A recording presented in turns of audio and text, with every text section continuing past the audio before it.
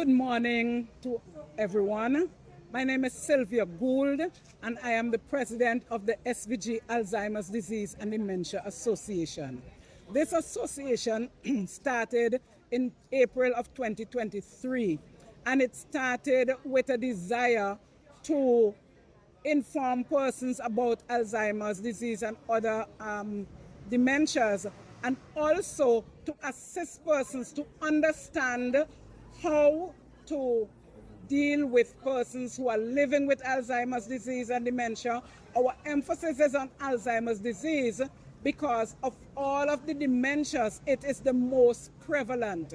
So there are 4 basic types of dementia. Alzheimer's disease is the one that is most prevalent. So of all cases of dementia, Alzheimer's disease is about 60 to 70% of all cases of dementia. So our focus is mainly on Alzheimer's disease.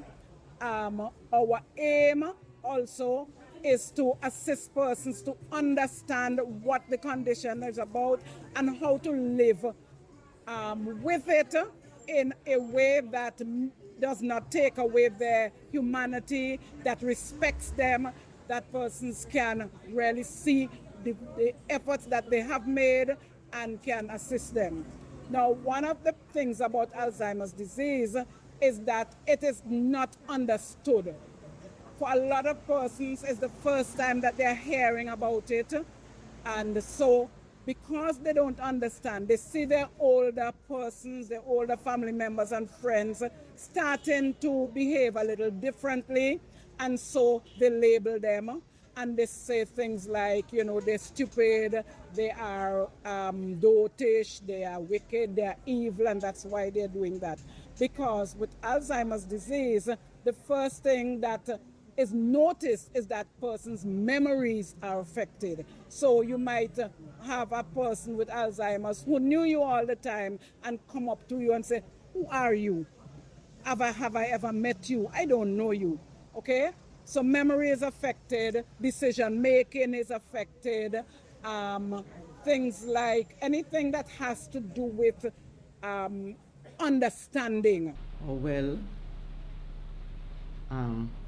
as you know, I'm Iris Woodley Mohammed, the wife of Abdullah, and my experience, you know, of dealing with someone with dementia. I met with people already who have dementia but never dwelt with them, right? But the first time I'm going to deal with this one, after my husband get sick and he got a stroke, right? I start to encounter, later down, I start to encounter some strange stuff with him that he never did before. Okay? And I was wondering, I was saying, Abdullah, I could manage you with your blindness, you know? But remember, if you go out your mind, I can't manage that, okay? But, you know, by the days going by, I notice him like if he doing things really totally out of order. Okay? That. I don't mind if you guys would like me to say it, where he cuss word that he never did. Never ever did. And he was so independent that things that he really cannot do, he does still fight to do it of his own.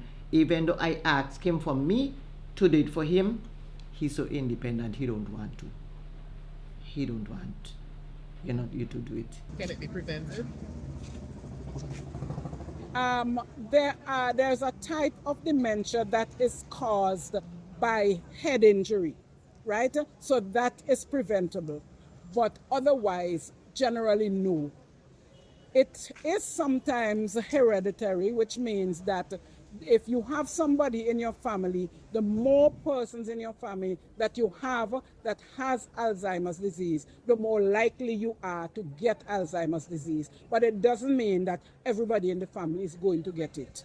And it also is dependent on your lifestyle, right? So your numbers are important: blood pressure, blood sugar, blood cholesterol, all of those things. Because once your blood sugar and your blood pressure are high, your cholesterol is constantly high, then it affects the brain, and brain cells die faster, and brain cells that die do not ever regenerate, right? So the more brain cells you lose, the faster you lose them, the more likely you are to develop this condition.